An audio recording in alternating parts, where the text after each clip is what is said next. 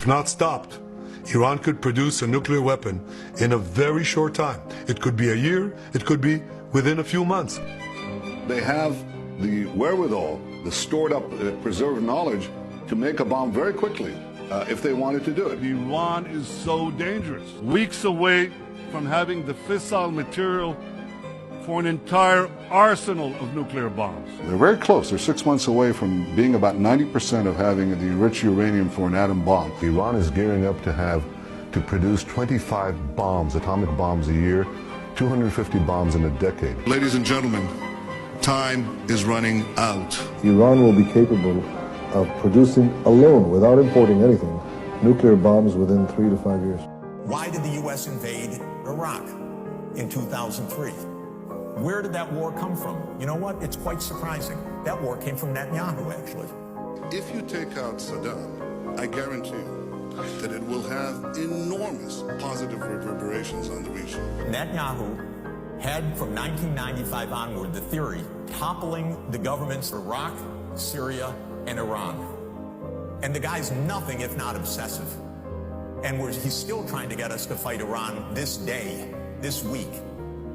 He's a deep, dark son of a, sorry to tell you, because he's gotten us into endless wars, and because of the power of all of this in the U.S. politics, he's gotten his way. Interlock News. But that war was... For over 3 decades, Israeli Prime Minister Benjamin Netanyahu, whose real surname by the way was not Netanyahu, he changed his original European surname as from Mileikowski to Netanyahu, to sound more Middle Eastern. This dishonest person has wielded international platforms not only to defend Israel's interests, but to influence American foreign policy often through exaggerations, half-truths, or outright lies.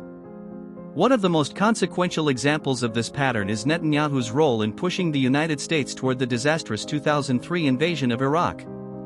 Today, as tensions continue to rise across the Middle East, it is crucial to scrutinize how Netanyahu's historically false narratives have helped entangle the U.S. in endless wars. Netanyahu's 2002 testimony, a pivotal moment of misinformation. On September 12, 2002, Benjamin Netanyahu appeared before the U.S. House Committee on Oversight and Government Reform, just months before the U.S. invasion of Iraq. His message was unequivocal. There is no question whatsoever that Saddam is seeking, is working, is advancing towards the development of nuclear weapons. No question whatsoever. This testimony, presented with confident finality, was a critical component of the Bush administration's public justification for war. But history has proven his claim was completely false.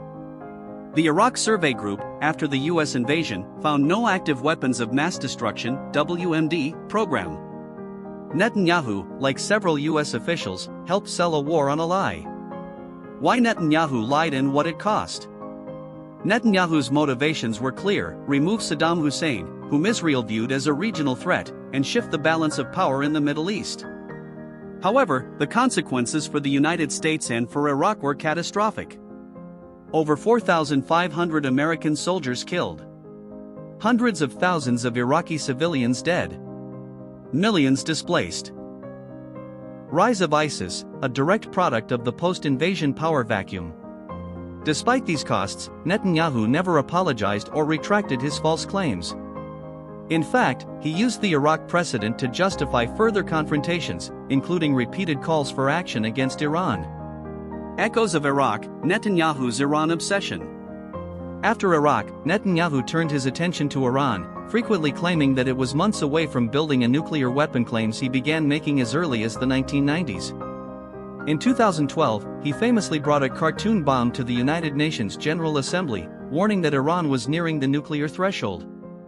Yet Israeli intelligence itself, along with the U.S. intelligence community, has contradicted many of Netanyahu's assertions.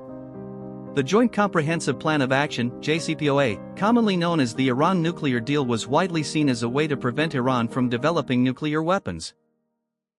Still, Netanyahu lobbied the Trump administration relentlessly to withdraw from the agreement.